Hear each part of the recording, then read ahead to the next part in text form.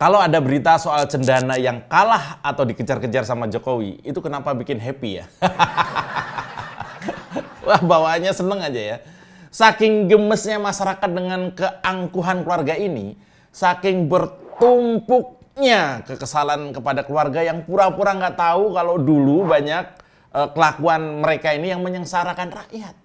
Padahal, waktu reformasi itu semacam proklamasi seluruh rakyat Indonesia atas keserakahan keluarga ini, yang pada ujungnya membuat ayah mereka yang menjadi presiden rontok, kekuasaannya runtuh, bisnis hitam mereka mulai dibongkar tipis-tipis di masa Pak Jokowi. Dan sekarang perlahan mereka kelimpungan menghadapi jerat hukum perdata yang di masa Pak Jokowi ini nggak ada takut-takutnya.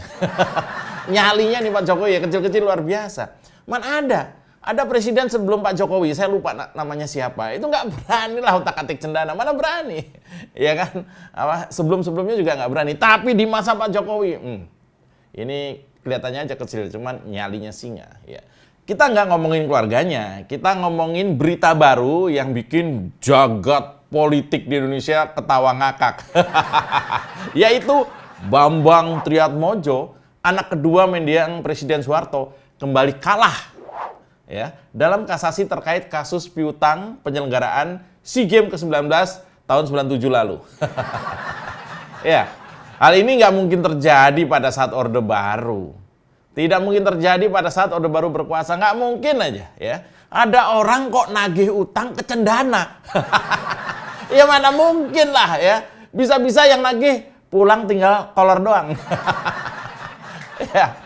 Ya dulu kalau sampai keluarga ini misalnya belanja ke minimarket aja ya, misalnya nih bayangkan ya, ini perumpamanya, kalau keluarga ini belanja ke minimarket, lalu pas belanja tuh duitnya kurang 10.000, yang nombokin kasirnya. Saking powerfulnya nih keluarga ya, belanja ya kan, duitnya kurang, yang nombokin kasir. Nih, kalau misalnya keluarga ini ya, keluarga istana ini ya, beli mendoan, tahu tempe mendoan? Nah, terus pas sampai rumah dibuka tempe mendoannya tuh lemes. Kan memang lemes ya. Tempe mendoan tuh lemes ya. Iya kan? Betul kan? Tempe mendoan itu kan lemes kan? Nah, pas dibuka tempenya lemes, itu bisa-bisa ya, kedelai, bahan baku tempe se-Indonesia, dibeli semua sama dia. Bukan cuman itu. Zaman itu, anak bontotnya tuh nggak suka sama orang rokok, nggak bagi-bagi gitu ya. Itu cengkeh se-Indonesia, dikandangin sama dia. Kurang apa lagi itu. Bukan cuma itu, anak paling kecilnya ini, keluarga cendana ini nih, anak paling bontotnya, nggak suka lihat orang minum orange juice yang diplastikin tuh di bawah-bawah. Itu jeruk se-Indonesia dia beli. Ini beneran. Jeruknya iya dikuasai, cengkehnya iya, itu bukan begitu ceritanya. Tapi maksudnya ini adalah mereka tuh saking serakahnya sampai menguasai hal seperti itu. Bukan cuma itu, kakak adik di cendana ini nggak dibeliin mobil sama bapaknya. Mereka berdua masing-masing bikin pabriknya di Indonesia loh. Gila kan? Kurang powerful apa coba? Begitu dengar hari ini, cendana kalah dipaksa Jokowi bayar piutang. Betapa kita yang mungkin ya, salah satu di antara kita adalah korban ketidakadilan di masa lalu, jadi senyum. Sambil bilang ke keluarga itu, piye, enak zamanku toh. Tarik Mas Bambang Tri. Semua salah Jokowi. Oh no, ini Indonesia, oposisi tanpa isi kepala. Oh no, ini negara gua, oposisi gak ada otaknya. Bangsat! Yo, makin seru aja ya.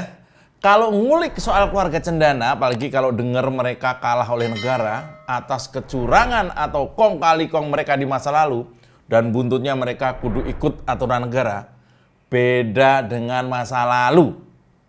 Dimana kadang negara yang harus ikut aturan mereka itu masa lalu. Jadi kalau sekarang mereka harus ikut aturan negara yang diwakili Pak Jokowi dan Bu Sri Mulyani, kalau dulu kebalikannya, ya kan. Kalau belum ada aturan, mereka bisa pesen dan langsung dibuatkan. Custom kalau dulu tuh begitu. Nih, ini perbedaan sekarang sama dulu kalau menyangkut keluarga istana ini ya. Ya ibaratnya gini, zaman Orde Baru kalau mereka ini lagi nyetir nih. Terus mau muter balik, tapi kok nggak ada putaran atau nggak ada marka U-turn itu yang biru terus muter balik itu marka di jalanan itu ada marka parkir dicabut, ditaruh situ, dicat biru. Ya mereka bisa muter. Terus sampai kayak gitu. Dan itu dibuat legal. Dan nanti kalau mereka sudah muter balik ya, marka itu dicat lagi seperti semula. Kalau ada orang lain ikutan muter ya ditilang. Nah itu. Perumpamannya seperti itu. Ya, mereka naik mobil, mereka mau muter balik nggak ada marka, tolong buatin marka, dibuatin jebret. Dia muter balik. Terserah orang mau nabrak ya kan. Selesai muter, orang mau ikut, dia muter, ditilang. Itu ibaratnya begitu. Sekarang beda zaman. Negara kuat untuk rakyat, bukan untuk penguasa. Anak presiden, kalau salah, ya tetap ikut aturan. Nggak ada privilege atau nggak ada hak istimewa. Bahkan anak presiden di zaman sekarang ini, kudu kerja keras membangun cita-cita masing-masing. Kalau gagal, ya upaya lagi. Boro-boro borong cengkeh Indonesia, ngerokok aja enggak. Itu bedanya ya.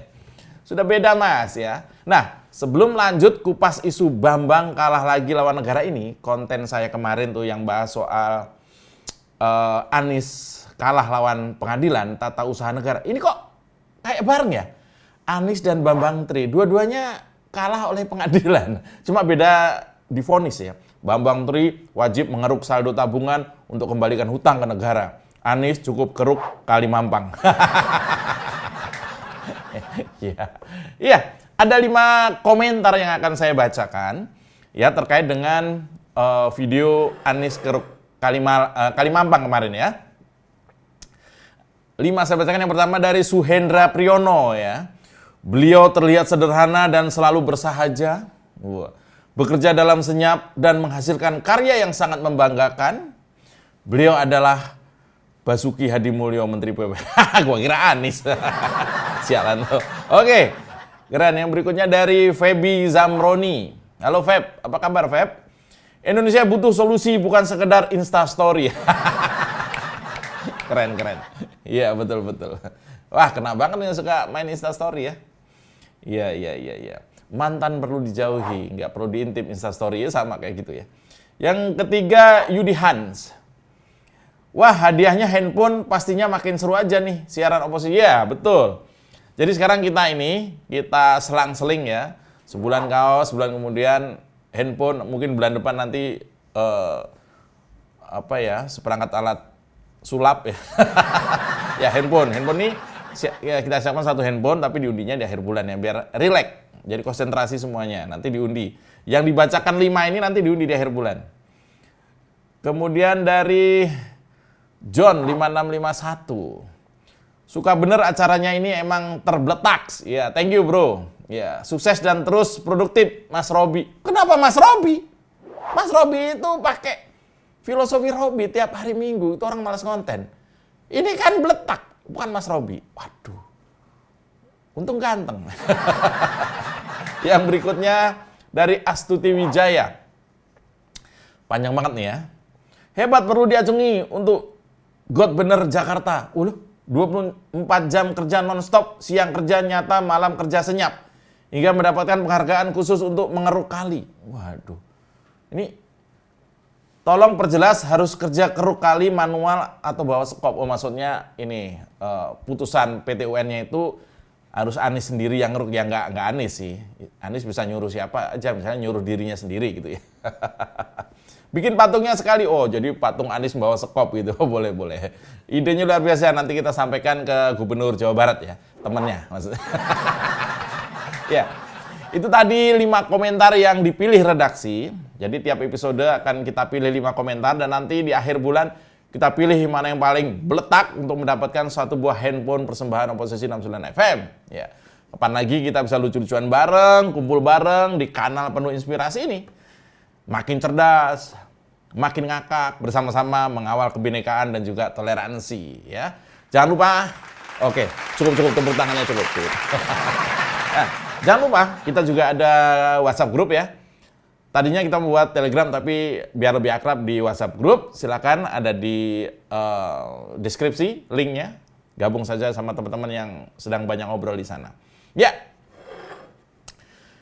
Cendana kembali dibuat pontang-panting oleh Jokowi.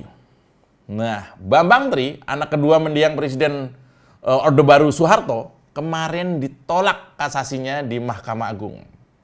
Kasasi itu terkait dengan kewajiban Bambang Tri mengembalikan uang negara yang sekarang jumlahnya sudah 68 miliar atau nyaris sudah 2 kali lipat dari jumlah semula yaitu 35 miliar. Gimana ceritanya kok bisa begini? Singkatnya, sebentar lagi saya jelaskan. Tapi kita goyang reggae dulu. Tarik Mas Bambang Oh Tri. sial, semua salah Jokowi. Oh no, ini Indonesia. Oposisi tanpa isi kepala. Oh no, banget ya ini lagunya. negara gua. Ya. Tepatnya begini ceritanya. Tahun 97 itu diadakan SEA Games ke-19 tahun. Ke-19. Salah satu pesta olahraga terbesar di Asia Tenggara. Waktu itu penguasanya masih Presiden Soeharto. Nah, saat itu Pak Harto sudah menjabat untuk ke-6 kalinya. Bayangkan. Jadi udah 31 tahun jadi presiden. Dari sekitar tahun 66 sampai tahun 97. Bayangin, 31 tahun jadi orang paling berkuasa se-Indonesia. Bung Karno aja cuma 20 tahun. Dia 31 tahun. Saya yakin tidak akan ada lagi presiden khususnya di Indonesia ini dengan masa jabatan terlama seperti Soeharto. Di era keterbukaan seperti ini, ya, kuat 1 periode aja udah hebat. Nyinyirin Makadrun. Iya, ini 6 periode. 31 tahun, luar biasa. Jadi ada satu anaknya itu lahir sebagai anak presiden, sampai seumur-umur anak presiden itu ada lahir sampai 31 tahun, bayangkan. Nah, jadi sebut saja ketua panitia penyelenggara, sebenarnya konsorsium ya, karena ada beberapa perusahaan, jadi penyelenggara teknisnya itu ada beberapa perusahaan. Nah, yang jadi jaggernya, yang di koordinatornya, nah si Bambang Tri ini. Bambang Tri pada SEA Games ke-19 itu jadi semacam ketua koordinator lah ya. Ketuplak ya, semacam ketuplak ya, ketua pelaksana. Nah, pemerintah waktu itu, yang kebetulan bapaknya sendiri, kasih modal kerja atau istilahnya dana bridging lah gitu kan. Lalu belum ada modal nih, gue kasih lah 35M, jebret. Ya, kasih modal kerja atau istilahnya dana bridging. Buat penyelenggaraan acara itu 35M. Total biayanya sendiri konon 150 miliar lebih. 35M itu jumlah yang sangat besar pada tahun 97. Situasinya sulit kawan-kawan. Saya masih kecil. Ya. Kurs dolar masih 4.000. Bayangkan, sekarang kurs dolar 13 sampai 14.000 kan. Waktu itu kurs dolar baru 4.000 dan Bambang Tri dikasih jebret 35M. Bambang Tri dikasih dolang, dikasih duit 35M untuk bikin event SEA Games ke-19 oleh pemerintah alias bapaknya sendiri. Kenapa kok sampai pemerintah kasih uang 35 miliar? Ya itu tadi namanya, ya anak sama bapak, ya bisa saja lobby-lobby di meja makan. Karena SEA Games pasti dana dari pihak sponsor juga banyak kan. Saat itu aja nama-nama besar ya, seperti ada Pos Indonesia, ada Zyrek, Komputer, Sybase, Panasonic, Elektronik itu, Tiger Beer, Konica, dan juga Satelindo. Masih ingat nggak ada Satelindo dulu? Adalah merek-merek top yang mensponsori event olahraga se-Asia Tenggara itu. Nah, rencananya, ini rencananya. Uang bantuan 35M itu setelah acara kelar bakal diubah statusnya dari semacam pinjaman atau dana bridging tadi jadi banpres alias bantuan presiden. Artinya namanya juga bantuan, nggak ada kewajiban mengembalikan. Enak toh? Nah, itu bisa terjadi kalau bapak lu presiden dan lu nya nakal, itu bisa seperti itu. Dipinjami dulu atas nama negara, begitu acara kelar, itu tadi adalah banpres ya. Bantuan yang berakibat stres. Banpres. Ya. Tapi nasib berkata lain. Belum sempat pinjaman diubah jadi bantuan, bapaknya Bambang Tri lengser dari presiden. Sial kan? Gusti Allah mboten sari. Nah, terjadi reformasi. Nah, lo gak jadi makan duren Mas Bambang. Oh ya, tarik Mas Bambang Tri. Semua salah Jokowi. Oh no, ini Indonesia. Oposisi tanpa isi kepala. Oh no. Nah, sekarang Mas Bambang puyeng. Karena ada denda yang terus berjalan tiap tahun, dendanya 5%. Ini pinter nih Bu Sri Mulyani ini. Sampai Mas Bambang ini atau melunasi atau bayar ke negara. Jadi dendanya akan berlangsung tiap tahun 5% sampai dia tuh melunasi. Ya, atau membayar. Nah, melihat ini Bambang nggak tinggal diam. Dia protes. Dia mengadukan ini ke PT UN. Berjuang. Nggak bisa. Anak orang terkuat di Indonesia kok dimintain duit. Biasanya kan dikasih. Awalnya, Sri Mulyani mencekal Bambang Triatmojo ini ke luar negeri. Awas kalau pergi. Nah, gitulah kurang lebih ya. Bambang Triatmojo tidak terima dan menggugat ke PT UN Jakarta. Masa orang nggak boleh pergi? Kalah. Lalu pada penghujung 2019 dengan nyali singa, Menteri Keuangan Sri Mulyani menagih Bambang untuk melunasi utang itu. Tapi Bambang Triatmojo mengelak, nggak mau dia, ya, membayarnya dengan berbagai alasan ya. Dia nggak mau bayar dengan berbagai alasan. Biasa, kan? Galakan dia daripada Bu Sri. Lalu Bambang Triatmojo kemudian menggugat Sri Mulyani ke PT UN lagi berkali-kali, tapi tidak pernah berhasil. Ya Sri Mulyani lu lawan, Bambang. Dan terakhir kemarin, ketika Bambang Tri mengajukan kasasi, ini udah mentok nih ya, kasasi ya. Ternyata tetap ya tidak bisa mengalahkan Bu Sri Mulyani atas nama negara. Jadi ya tetap kudu bayar, Bang. Ia terbiasa dimanja puluhan tahun oleh bapaknya. Kini Bambang Tri kudu berhadapan dengan dunia nyata. Dunia di mana kalau Anda mukul, ya siap-siap dipukul.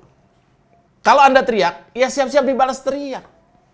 Kalau Anda ngemplang duit negara, ya siap-siap diuber Jokowi. Ya, mungkin dalam benak Mas Bambang, negara itu masih seolah orang tuanya.